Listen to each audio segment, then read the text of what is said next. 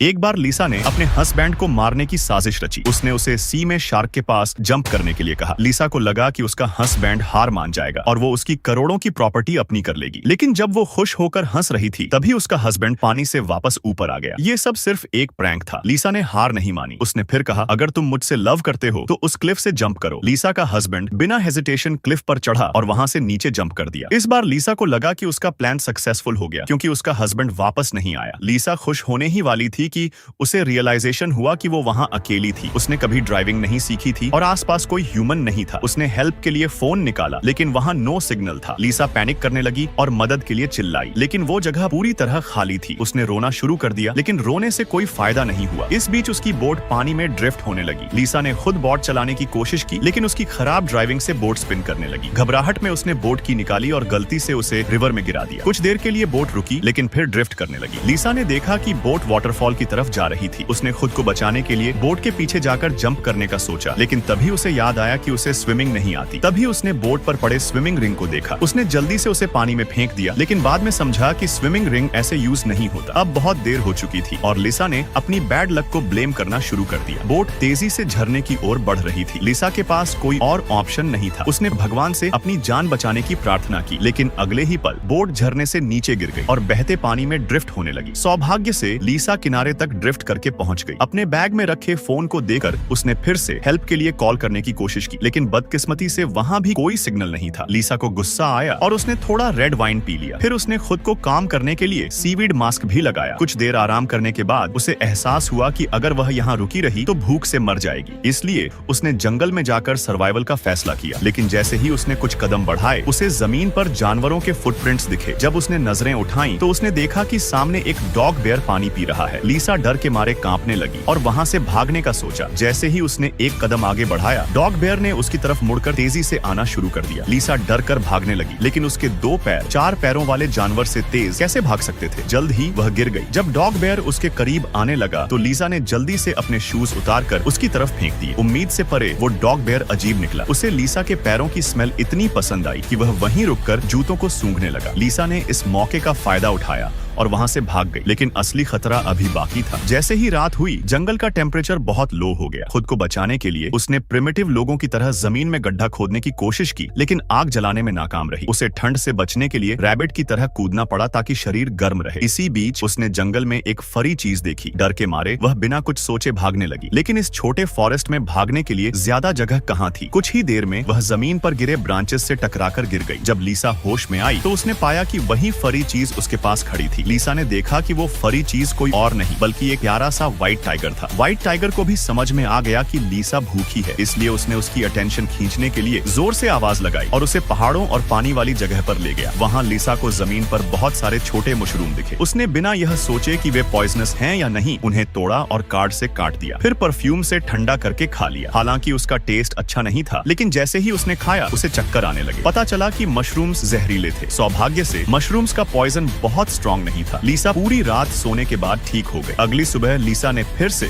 लोगों को ढूंढने की कोशिश की। कुछ देर बाद उसने पहाड़ के नीचे धुएं का एक गुच्छा देखा। उसे लगा कि जहाँ धुआं है वहाँ लोग भी होंगे। वह जल्दी से उस जगह की ओर भागी लेकिन वहाँ पहुँचने पर पता चला कि वो कोई धुआं नहीं था बल्कि जंगल में नेचुरली आग लग गई थी। थोड़ी देर बाद एक जलता हुआ पेड़ टूटकर लीसा के ऊपर गिर गया और उसकी टांग दबा दी। उसने पूरी कोशिश की लेकिन अपनी टांग को निकाल नहीं पाई। उसी समय व्हाइट टाइगर फिर से आया। उसने अपने शार्प क्लॉज से मिट्टी खोदनी शुरू कर दी। थोड़ी देर में लीसा की टांग निकल गई। लीसा तेजी से वहां से भागी। रात होते ही उसने फायर जलाया और व्हाइट टाइगर के साथ एक केव में छिप गई। हालांकि आग की वजह से रात को ठंड कम हो गई थी लेकिन तभी उसने अजीब सी आवाजें सुनी। लीसा ने देखा कि केव में बहुत सारे चूहे थे। लड़कियां आमतौर पर चूहों से डरती हैं और लीसा भी उनसे डर गई। वह केव से बाहर निकलना चाहती थी लेकिन बाहर बारिश हो रही थी। लीसा सोचने लगी कि उसने सिर्फ अपने रिच हस्बैंड की प्रॉपर्टी लेने के लिए ये सब शुरू किया था और अब वो जंगल में फंसी हुई है। नेक्स्ट डे लीसा ने अचानक रिवर में बोट की आवाज सुनी। एक्साइटेड होकर उसने पुकारा, मदर मेरी मदद करो। फॉर्चुनेटली बोट पर मौजूद लोगों ने उसकी आवाज सुन ली। वे उसकी डायरेक्शन में आने लगे। पता चला कि कुछ फिशरमैन इस रिवर में फिश को खाना खिलाने आए थे। लीसा को इतने भूखे हाल में देखकर उन्होंने उसे ब्रेड और कैंड चिकन दिया। लेकिन जब लीसा ने बताया कि वह अलोन है तो फिशरमैन को उस पर गुस्सा आ गया। उन्होंने उसे ग्रास में खींच लिया। तभी लीसा को एहसास हुआ कि वह खराब इंसानों के बीच फंस गई है। जब लीसा पूरी तरह हेल्पलेस हो गई तभी अचानक उनमें से एक ने उस पर कूड़ा। तब पता चला कि वह एक वुमन थी। हू लिंगयुआन समय पर वहाँ हेल्प के लिए पहुंची। हू लिंगयुआन युआन की एल्डर सिस्टर ने